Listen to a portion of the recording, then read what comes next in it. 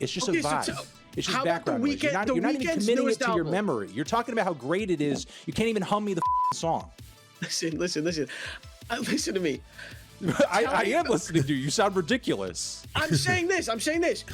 Tell me, what about the Weeknd's newest album, Dawn FM? What about it? We're debating Drake, my dude. Wow, it's weird. Even in the music debate pro scene, they do the same. There's goalposts. There's diversionary tactics. There's like, well, can we talk about this other thing? Because clearly you're hammering this point way too well on me. So I just want to pivot. Can I pivot to something else? Can we talk about the Weeknd?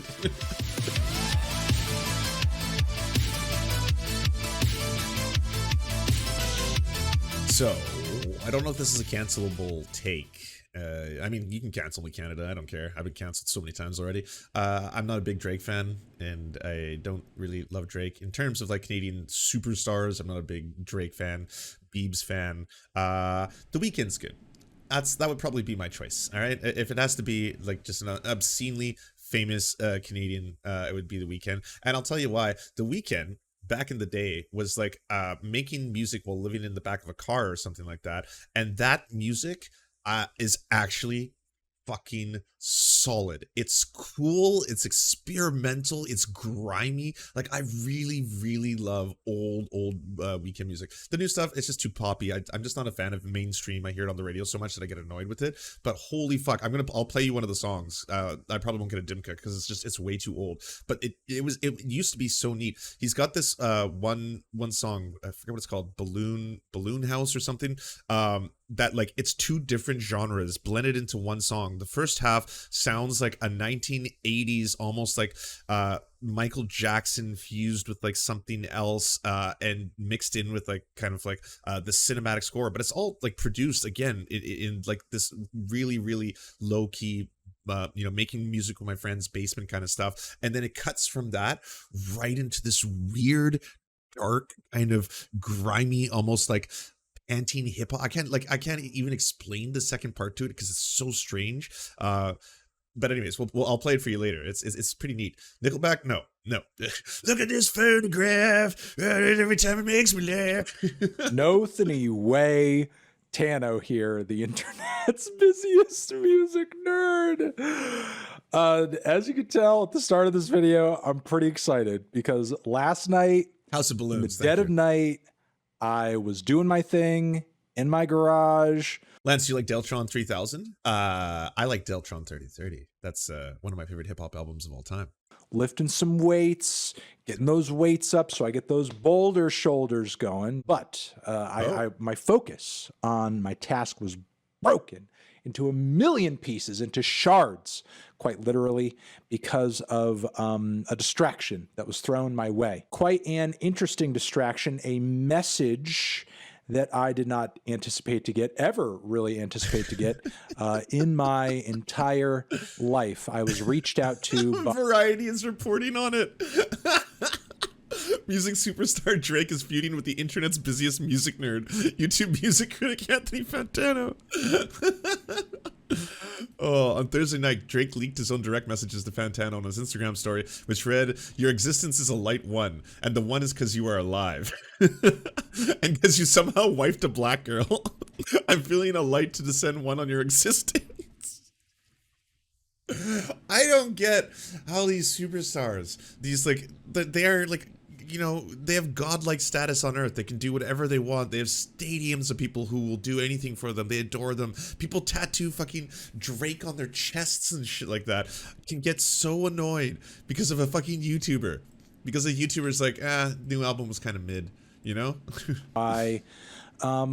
of the biggest voices in the music industry, the ragin' Canadian himself, Champagne Poppy, aka Drake. Yes, Drake sent me a direct message via Instagram. Now, look, I'm not usually one to pop onto the internet and start leaking DMs, especially since there are other artists who have reached out to me in the past and have had positive and negative things to say about the feedback I've given their music in a review. And I think that coming on here to share intimate social media messages from another person who sent me that may kind of be a violation of trust. But what Drake Drake sent me, I think you guys will see and will understand, is so crazy, so unexpected, and really something everybody should be aware of.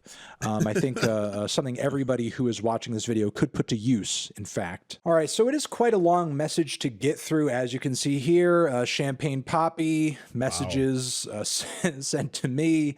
Going to read them out here. No idea why he was, reaching out to me at this point. What sort of drew him to the idea of messaging me in the middle of the night? But he just thought I really needed to see this, apparently. Anthony, it's Drizzy. I know we don't really see eye to eye about music and that you are not the biggest fan of most of my albums. Thanks for the kind words on Take Care. And if you're reading this, though, I'm really happy that Drake at least acknowledges the fact that I have enjoyed those albums. But it is what so strange. Why are you DMing fucking YouTube critics? it is, can always hope you'll like the next one. That is true. I am always looking forward to the next Drake release with head held high, with hopes in my heart, thinking that it will be better than the last. Maybe it'll be something new and exciting. Lance, these ones are not real. Oh, okay. Even though I didn't like the last it's all record, a prank. I still thought that it might be something going into it that I might enjoy. So, but I'm not messaging you about new videos. I'm actually messaging you because I found a really great vegan cookie recipe I love you to try. Drake is sending me a vegan cookie recipe. Okay, I got. But the other DMs are real because Variety's reporting on them. Wait, hold on. I have to find it in my bookmarks. Okay, here it is. I think now you guys are seeing why I had to share this. Ingredients: 1/2 cup of coconut oil, solid but scoopable. I can do that. 1 1/4 cups of light Fantano brown retweeted sugar, this. 2 teaspoons of vanilla extract, 1/4 a cup of coconut milk. It's suggested you use the thicker Thai variety. That's a good idea. I didn't necessarily think of that. But any coconut milk apparently works. I mean, I'm probably going to go thicker, but Pregnant emojis. I see what Drake is saying here. 1/4 cup of unsweetened applesauce. That is usually the missing. Man, this is perfect. This is a great Friday night, low stakes, low tier, amazing drama. I mean, this deserves the intro. Come on. I know you're excited to finally be popular with women, but don't get too high on your own drama. High on my own drama? High on my own drama.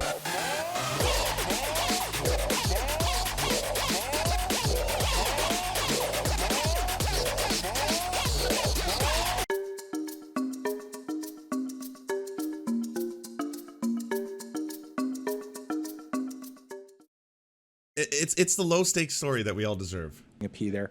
That is Because like all the other dramas, they're very scary and dangerous. Like the Keffels versus Destiny one, Keffels versus Kiwi Farms, like all that stuff. Like you could say that's internet drama, but it's also politics and activism, and also involves individuals who are being put in extreme danger. So like that stuff, those are very high stakes stories. Like covering them, I don't think they warrant like drama alert kind of shit. Like this one, absolutely, 100%. This is just silly.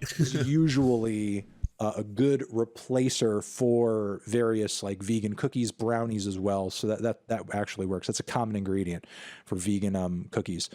2 1/3 cups of all-purpose flour. Okay, I mean that's the base. That just makes sense. It says be careful. I add a tablespoon of coconut Okay, so this is all he was joking about milk. this. And that he was thinking of me. I'm regardless of whether or not I'm reading this. Hopefully you can put this recipe to use. You let me know. Fucking good job, Fantano. That's really funny. Roasting top 10 songs. Sergeant Pepper's out 10. Addressing the rumors. The best worst lyrics. New Grizzled song. Where's your Drake review? Let's see what got him actually mad. Drake sent to my DMs. The #1 Drake stan has challenged me. You're too stupid for the new Drake album. Debating the #1 Drake stan on Twitch.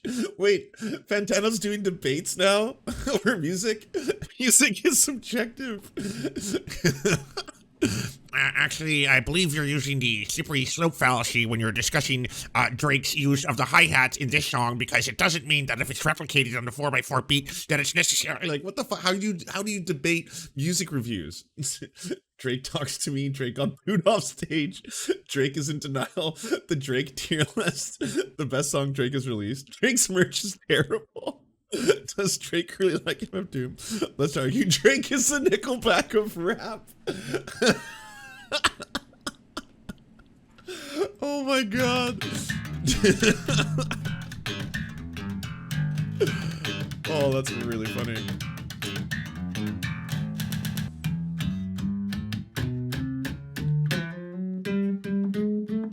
In the game. You know who it is. It's time for another episode of Let's Argue, where I take your unpopular opinions, your hot takes, your tough questions. I respond to the best ones in this segment. Wider than that of Nickelback when they were popular, and for good reason. And I don't know. I think Drake has some solid cuts under his. This is 2018. Yeah, I know. This seems to be a theme. I didn't know. I don't watch Anthony Fantano all the time. So like, I didn't know he has been like, okay, to be fair, I thought it was one bad review. That was an inaccurate statement. It would seem that there is a long and sordid history of Anthony Fantano ripping into Drake. I guess it finally just got Drake's attention, so he slid into his DMs. But again, it doesn't make any sense to me. Like, if you are Drake, and again, you are one of the most famous human beings on the planet. You're one of the biggest musical artists alive today. You sell out stadiums everywhere you go. You are worth probably hundreds of millions of dollars. You are like fucking an empire of a human being. So why do you care about a YouTuber? It's kind of like how Elon Musk will like go after like fucking people on Twitter, or go after like, or even when any celebrity does that, like fucking Ricky Gervais, like quote tweeting reply guys and stuff like that. It's like, why are you doing this? Like, I don't understand. It's like you still, you can't resist like everyone else. I had no idea there was so much lore. Drake Spotify scam, Drake and DJ Khaled, Drake Laugh Now Cry Later track review, the savagery of Drake's Duppy freestyle, Drake snaked by Yee. Kind of curious what the fucking debate was like. Yeah, Russ is going to bring a yeah, different vibe to attract the nav, but I say to that. What do people who say that? What do you have to say back to that? look, I like that he switched it up. I just think he's still not trying. I think he's not putting in the effort. It's such a weird thing to get mad at, though. It's just like, why don't you love the music I love? I don't get it, you internet reviewing nerd. Like, when you watch Anthony Fantano, because music, again, it's subjective. Some people will like one song, some people will hate one song. We don't really have a mathematical formula to say this music is definitively good. You could look towards record sales, you could look towards that, but then that would just mean that you think the best music in the world is pop music, because that's most likely what's going to sell. It has a lot of commercial appeal, it's played on radio stations, it follows similar patterns, it uses a very set amount of words and stuff like that, and I would disagree that happens to establish what the best music is. So you are watching Anthony Fantano's opinions on music, nothing else. It is not an official tier list. It is not like, well, Anthony Fantano rated this one a 2, so that album is a 2. There's no recovering from that. So why are you getting so big mad? That's the part I don't get. Like, okay, you've been talking about this fucking Text Go Green track. Hum me the melody of that track. It's the hum me the melody of the song, Los. Listen. Hum me the fucking melody to that song. It's so fucking catchy. I don't know it. It's 72 hours. I don't even like the fucking song, and I can hum the melody to you. It's not a catchy fucking song. It doesn't stick. You were talking earlier about how nobody's going to put these songs on in the club. Nobody's going to say, this is trash, shut it off. Of course they're not. It's background music. It's wallpaper. Well, nobody's going to tell you to turn it off because it doesn't sound like anything. What about the Weeknd? Okay, what about the Weeknd's newest album? It's not so loud that you can't talk to some girl who you're trying to get in her pants. So you're not going to tell anyone to shut up. Cowboy said, someone yelled at me the other day because I'd said I was sucking the D of a white man just because I said the same thing about it, and it was his opinion because they're constantly angry posting about him.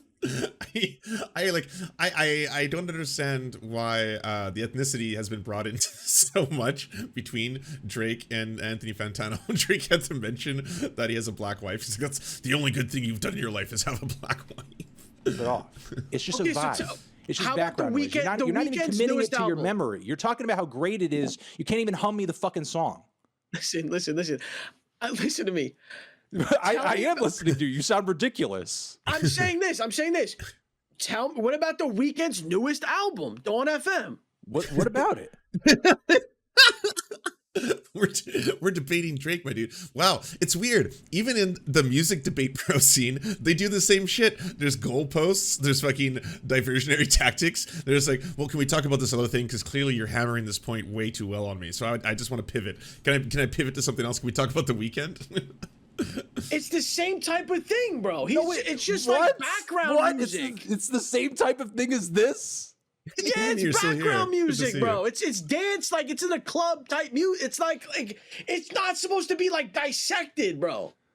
Like there's no There are Weeknd multiple song on the tracks album on where that I'm like, record with strong choruses, super like movie trailer sized instrumentals, not like little looping forgettable bleeps and bloops like on fucking Falling Back. like so you're just saying oh I like I could never imagine getting this mad about someone's opinion of an artist I like. Like, I would just immediately be like, oh, yeah, fair dues. I mean, yeah, maybe it's not for everyone. the Drake, look what I did for you. Look, I battled melody him. more on us. Like I don't know what you're saying. Yeah, I like the melody more in a piece of music. Is that a novel concept to you? Like melody and it being in a song and you like the some of melody? these Drake songs are not songs. Yeah, I don't think that one particular song is much of a song because it's literally an intro that cuts off. It's a random interruption, and then it's, your pussy is calling my name. Which, granted, that is one of the catchier parts of the record, but it doesn't really build out into anything. There's only a couple refrains on this thing that kind of stand out. Refrains or choruses. One of them is that. The other one is what is it? Try. Like, how long did they fucking spend in the studio on that one? Like, tried. Like, did they spend weeks hammering that one out?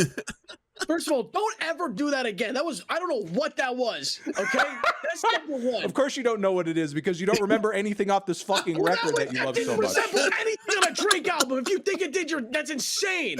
Number two, I get what you're saying. You're like, this is one of the funniest debates I've ever seen. oh, dude. Yeah, I agree, Louis. I didn't know I needed music debate pros in my life. It's so funny. There's so many of the same dynamics with debate pros, but they're debating Drake and they're debating Drake's new album. How can you be this aggro over it? The shit that you're saying, you're like, oh, yeah, they really like took a long time to work on that. Dude, how many artists are like, oh, I went into the booth one time and recorded like a hit song? Like some people take months or years, like Kendrick Lamar took years to make this album.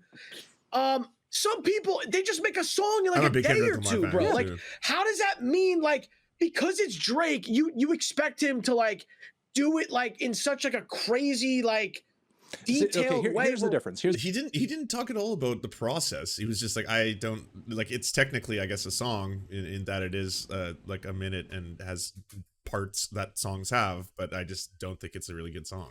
Just wants to make a song just for a song. What you're saying is true. And it's actually universally true for everybody. Even guys like Kendrick will go into the studio and in 30 minutes they'll bang out a track that will actually end up on their record. I was interviewing Logic recently and he just came out with a new album and he says the new record that he just put out, Vinyl Days, which is pretty good. Production, lyrics, everything, he recorded in 12 days.